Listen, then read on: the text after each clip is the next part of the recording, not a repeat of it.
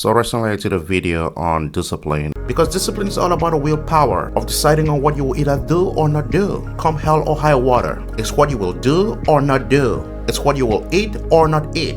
It's who you will have a relationship with or not have a relationship with. It's who you will choose to sleep with or not sleep with. It's where you will choose to go or not go to. That's discipline, and it makes all the difference in the world. And I had a couple people ask me, how then does someone become disciplined? And so in this video, I'll be giving out 5 easy and practical tips on how to be a disciplined person. And so here we go. 5 tips on becoming a disciplined person. 1. Goal-oriented. In order to become a disciplined person, you have to be goal-oriented. You need some degree of ambition. And the reason for that is because goals are what define our path. Goals give us a clear direction on what path to take in life.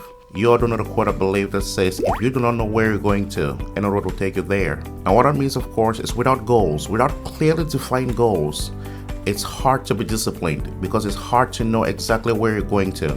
Let's say, for example, you ain't got no goals regarding your weight. What happens then is that you turn to eat whatever you want, whenever you want, because it doesn't matter, right? You ain't got no goals. Whereas if you have very clear goals about your weight, if you have very precise goals that I want to be of a certain weight by this point in time, then that would define how you turn to eat. You wouldn't eat no junk food, you avoid eating at certain times, you would stick to a certain pattern, and that is discipline. And so you turn to guide yourself once you have goals. But without goals, anything goes. And so to be disciplined entails being goal-oriented. You want to at least have a clear picture of where you want to be in the next 2, 5, 10 years from now. As this picture, these goals you have in place are what are going to map out your path. They're going to determine how you lead your life, because aiming to achieve these goals will compel you towards leading a certain lifestyle. And there are 2 things you must consider when setting goals to make it worth it. 1. Time. In order for goals to be effective, they must be within a certain time frame. Actually, someone did say, whatever goal you set that is not conditioned by time is nothing but a wish. It doesn't suffice saying I want to lose weight. No. It doesn't suffice saying I want to save some money. No. It goes beyond that for it to be effective. It's got to be something like, I want to lose this much weight in the next 2 months, in the next 5 months.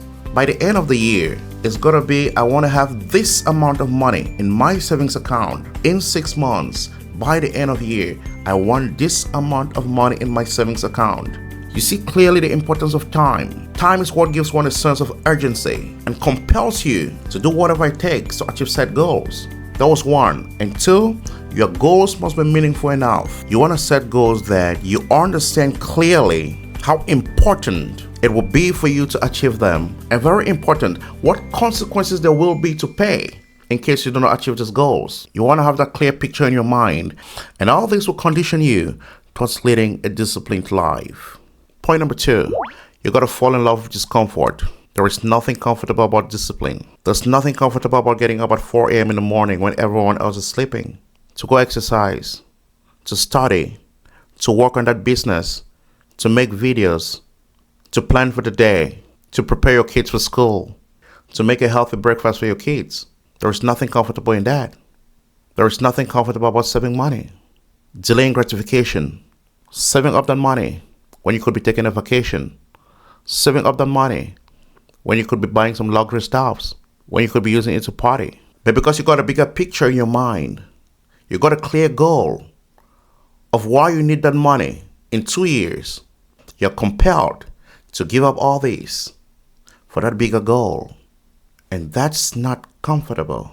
Understand that the path of discipline is an uncomfortable path, at least in the meantime.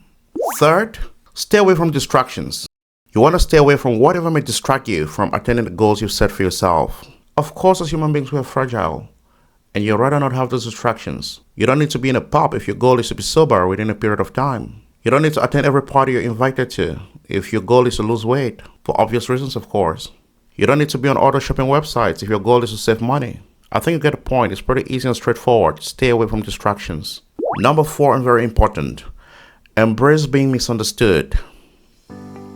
Embrace being weird. Embrace being odd, or whatever adjective they might want to call you. That's fine. But understand that to be disciplined is not necessarily to be like everyone else. Human beings over time evolved and survived in tribes, such that even in modern times, there is always a need somewhere in our subconscious minds to want to belong to a tribe or to want to be like the others in our tribe. We want to act like everyone else in the tribe in order to not feel odd. But the problem is, what happens when you are in the wrong tribe? What happens when you have a group of friends who are not disciplined? Or you come from a family where people are generally not disciplined? Or you live in a society that generally does not value discipline? What happens then when you choose the path of discipline? You become the odd one. You become the weird one.